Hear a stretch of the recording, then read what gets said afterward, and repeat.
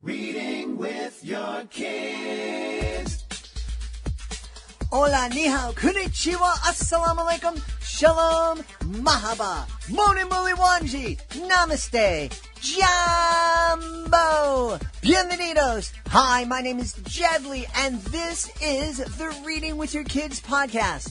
We're coming to you from the beautiful neighborhood of Reedville, in the southwest corner of Boston, Massachusetts, in the shadow of the Great Blue Hills. We are so delighted that you're joining us in our mission to help families grow closer through reading. Please be sure to subscribe to the show on the iHeartRadio app, on Apple Podcasts, Spotify, Amazon Music, wherever you find your podcast. Our guest today is Brett Bean. He is here to celebrate his graphic novel series for young kids. It's called Zoo Patrol.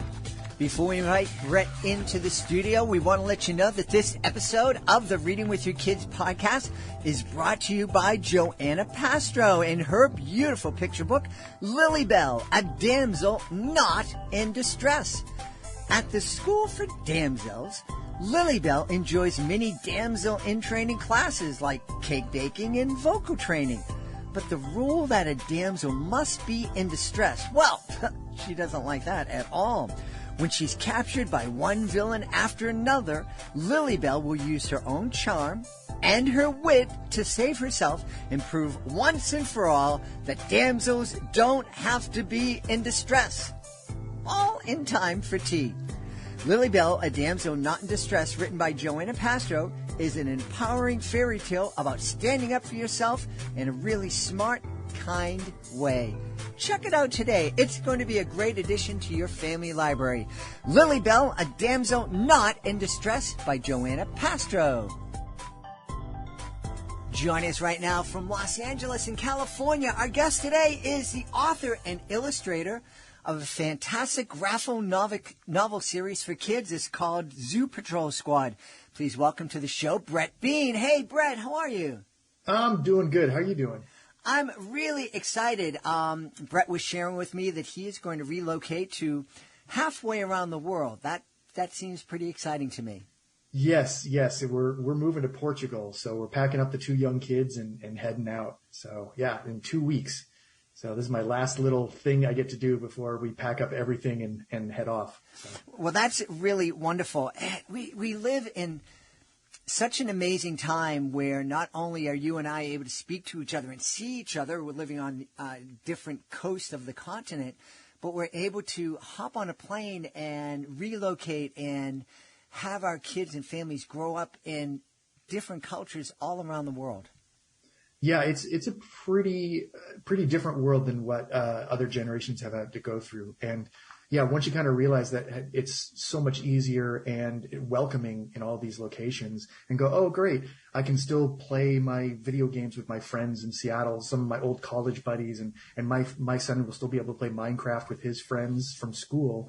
It really opens up your mind to go, oh, you can still have all these other great things that you'll miss, quote unquote, and still get all these brand new adventures and stuff. So yeah. It's an interesting time, for sure. Yeah, I'm just thinking, when my grandfather was a kid, it would have taken probably 3 weeks just to get from Los Angeles to the East Coast. Yes, a long time. Or even really bad movies got me thinking about like Ghost in the Darkness and like all these old 90s movies where it would take them 4 months to get on a boat overseas and they'd never see their kid being born. And you're like, all these things have changed so drastically where it's so much better, and go, oh, this is going to be nearly as tough as it used to be for people. So yeah, it's very exciting. And something else that's changed, and for the better, is our understanding of graphic novels and comics. We're starting to understand and appreciate that reading graphic novels is reading. Yeah. And I've said this many times on the show. I was very guilty. I supported my son loved graphic novels and manga and anime, and I supported it by getting it and bringing him out and purchasing it. And, he had a huge library of it.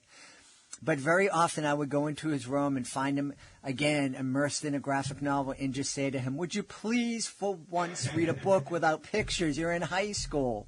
Right. But I didn't really support the fact that he was reading, and the stories that he was reading were full of characters and great language and great storylines.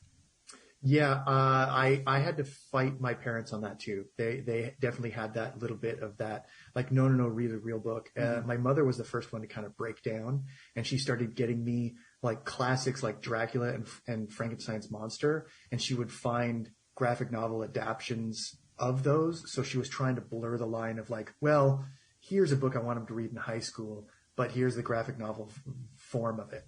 So there was a little bit, and then that sort of just opened up my gateway to go, like, I love comics, and now it's my career, and it's what I do for a living. But yeah, I mean, yeah, reading is reading, but yeah, it's come a long way from where it used to be, where people used to, and they used to say, I heard a good quote, and it was, if you were to reverse it and you were to look at a kid who's just got his nose in something in a corner, you'd think they were the ones that had a problem. And it was just them reading. Mm-hmm. But now we have like video games and all this other stuff that gets everybody's attention, that graphic novels is almost like a nice marriage of all of these things, right? It's visual, it's intellectual, and it's all these things wrapped up into one little package. Mm-hmm. So you're getting a little bit of everything with graphic novels. That's why I love them. Yeah. So tell us about Zoo Patrol Squad. So Zoo Patrol Squad is about a fennec fox and a pot-bellied pig named Penny and Fenlock. And when the zoo closes down after hours, they solve crimes and mysteries and solve stuff for the other zoo animals when the humans are away. So, I got to tell you, zoos seem like such busy places after the gates close. yeah, they do. Yeah, basically the whole story doesn't even start until there's nobody around, and then it's just me having fun with animals. And I love drawing animals and anthropomorphic and.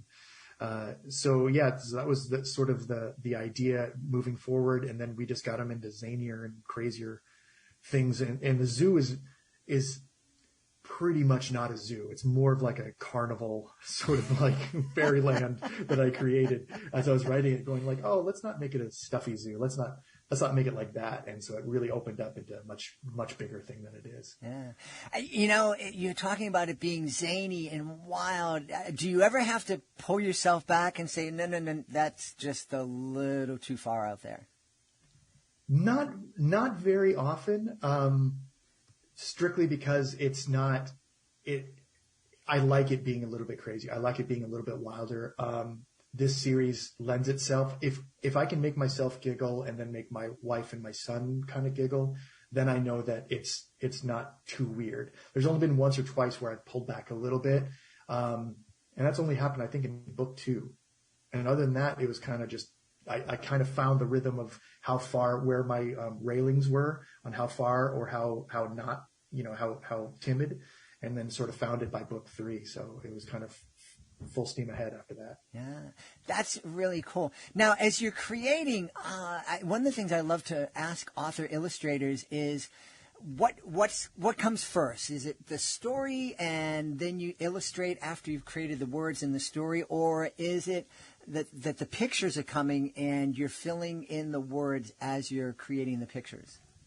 Well, coming up with the characters, it was definitely characters first, and then I sort of built a world around them that they could live in and sort of breathe in, and then a story from there. So it was like boom, boom, boom.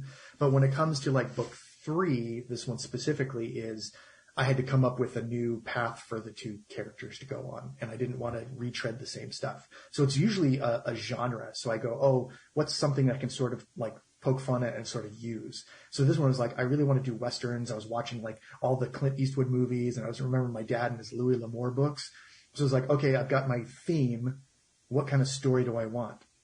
And the reason this came up is we moved into our house, and I didn't want to get any animals because we had a second kid coming, and I didn't want to deal with all the extra stuff that comes with that, with the baby. And so my son was like, oh, and so we had just a stray cat in our backyard, and he wanted to feed it. And I told my wife, "Is like, just remember, I've done this plenty of times in the city. Once you do this, they're here for good." And it's like, and more's going to come. And so he started feeding her. Her name was Luna. She's the neighborhood cat. And they started feeding her, and then she started bringing her friends around. And they started screaming at night, so my son, all of a sudden, he's playing in a sandbox, and he's finding cat nuggets everywhere, And I came home from a run, and a gray cat was like spraying the front of my house, marking the territory, saying, "Hey, here's the free food house." And we couldn't slow it down. They just kept coming and they wouldn't leave. And so it immediately just came up with the idea of like, oh, feral cats, and they can't get rid of them. And so the whole entire idea of book 3 is they come and take over this Western town, and they can't get rid of the cats. So the whole thing came about from like a real world situation of like these cats not leaving us during the pandemic. We have all these feral cats in the backyard.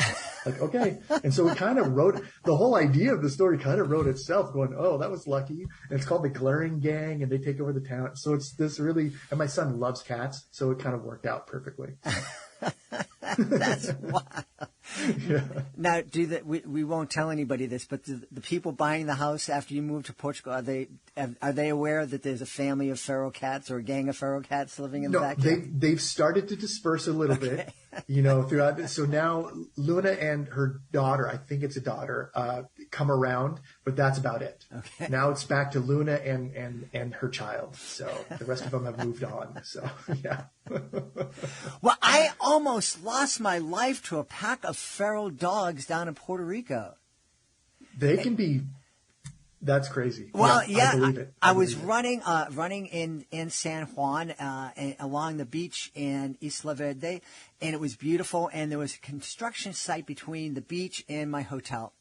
And so I started to run around the construction site, a little bit into the road, and a pack of snarling wild chihuahuas came running out, nipping at my ankles. And of course, I went to run away, but I ran into traffic. So the chihuahuas weren't going to kill me, but it was almost a car, but still sounds better when I say I was. But they almost did it. I was riveted, and then you said chihuahuas, and now it's a completely different story in my head of drawing what would happen to you with these little chihuahuas chasing you. Maybe they can all like pile up together and be like one big chihuahua dog, like one big version of a chihuahua dog coming after you. I was thinking it's like the scene in Monty Python where they first get my ankle and it's just a flesh wound. It's nothing. Right.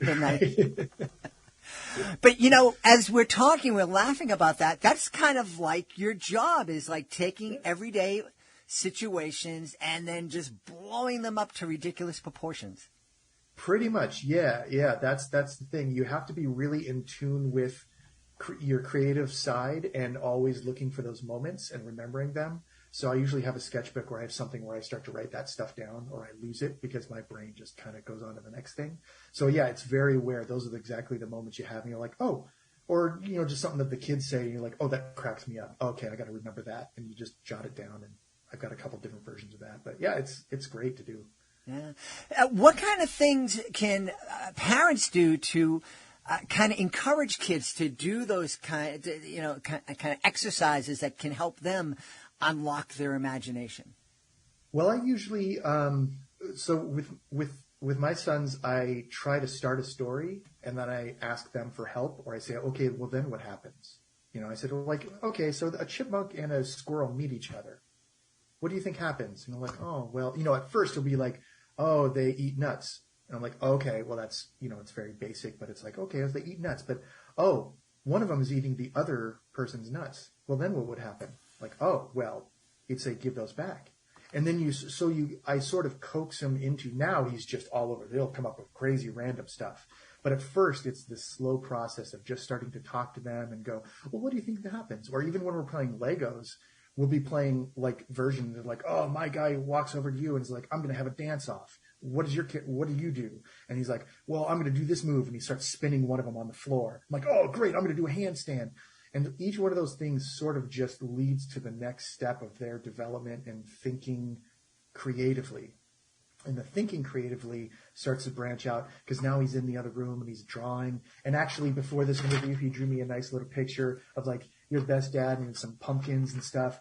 And so each thing sort of leads to the next stage of his development. So it's really fun to see him like grow from there. Like he cracked me up just the other day. I had a Harry Potter wand And I just said, Expelliarmus. And he's like, Dad, Harry Potter, I don't carry Potter. And he walked off. And I was like, that's the greatest insult I've ever heard. Oh my gosh, that's brilliant. He's a better writer than I am already. This is so good. I feel so good and happy and hurt at the same time. It was such a good insult. But it took a while to get him comfortable with just sort of coming up with something, and then also not being an adult. Adult usually starts to talk about, when you brainstorm, usually adults try to shut something down, or that wouldn't really happen, or that, and that's the first thing that you have to be quiet and not talk about. And so I call it plussing. You always want to plus whatever they say. So never like, well, that's not the way to think, or that's not right, or it's always a plus. So if they say something that's really basic, you can think that inside because, you're an adult and you're always processing and judging everything. But then you always have to plus it and say, oh, okay, well then this. And so I'm always trying to get them to that next level. Sometimes it takes a while. Sometimes it's really quick, and kids are naturals. But I think they're naturally creative and curious. And as long as you don't shut it down, it'll keep expanding from there, in my opinion. So. I like that. Here on the Reading with Your Kids podcast, we've talked a lot about, one of the ways to help your kid develop a love of reading is to read with them and make it a fun experience, to let them see you reading, let them see you loving reading. And so it makes perfect sense that the way to encourage kids to think creatively, which can only help them in anything they're going to do with the rest of their lives, is to just encourage that and to have fun with that.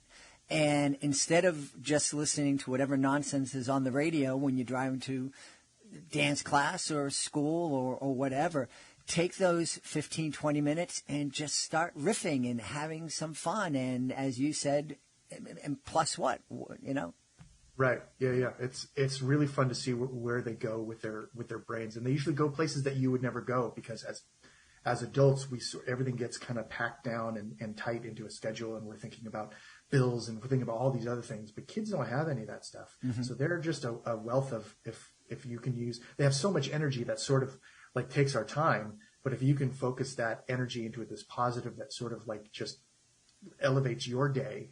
Of like, oh yeah, I engage with my kid in a completely new way and in a completely different path. It's much more engaging for me as a parent too, because it can get very, especially in the last couple of years where we've been very all with each other all the time. It's still one of those really nice features to be able to do with the kids. So.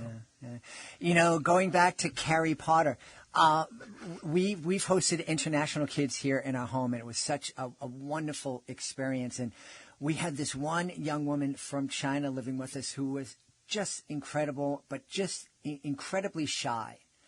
And it was very different because in our family, we would sit down at the table and it's back and forth and banter and sarcastic comments and whatnot. And she would sit there at the dinner table and just not say anything. And I think she was just shocked by this, kind of loving banter and going back and forth.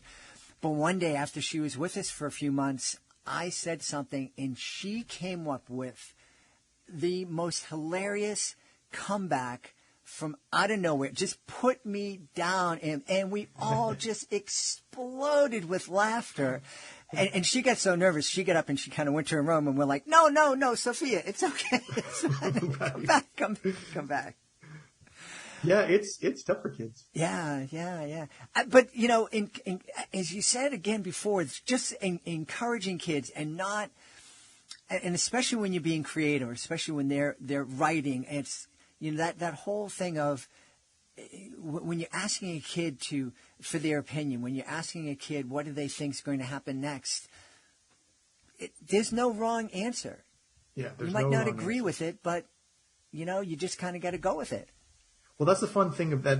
It's the good and the bad thing, right? So it's not math, right? So it's we can all agree 1 + 1 = 2, but like with this, it's so subjective that it's like apples and Jello equals hand grenade. There is no rhyme or reason, so there really is no wrong thing. But yeah, so it's really nice to just kind of just see where it goes and go with the flow. But I agree with you. Like some kids have it where they're not used to that sort of like laughter and sort of open engagement. So it just takes longer to be and being a little patient and sort of almost guide them into it, saying it's okay, just start small, start, easy, but then they pick it up and kind of go with it. So. The idea that somebody is going to have a career drawing and being ridiculous and telling jokes through comics, that's kind of an out there idea, and it takes a lot of courage to take that step to make that your career. Where did you find the courage to kind of, tell the little voice in your head saying, you need a 9-to-5 job. You got to be responsible. You got bills to pay. How did you shut that down? It took a long time. That didn't shut down because both of my parents were pretty loud with that. They were not so approving with the art career at first. So it took me a while. I ended up going to college, at a community art school until I was like 25. So I was a little late bloomer. And then I started, when I went to art school, I was with everybody who was, 18, 19 years old. So I was the oldest kid on the block. But I think, I was just working like 3 different jobs to make ends meet. And I kind of determined that it's like, I either have to try this and go for it, jump all in, or accept that this is not going to be my path. And so I eventually just quit the jobs. I took out a personal loan because I couldn't get financial aid for the school. I just went all in.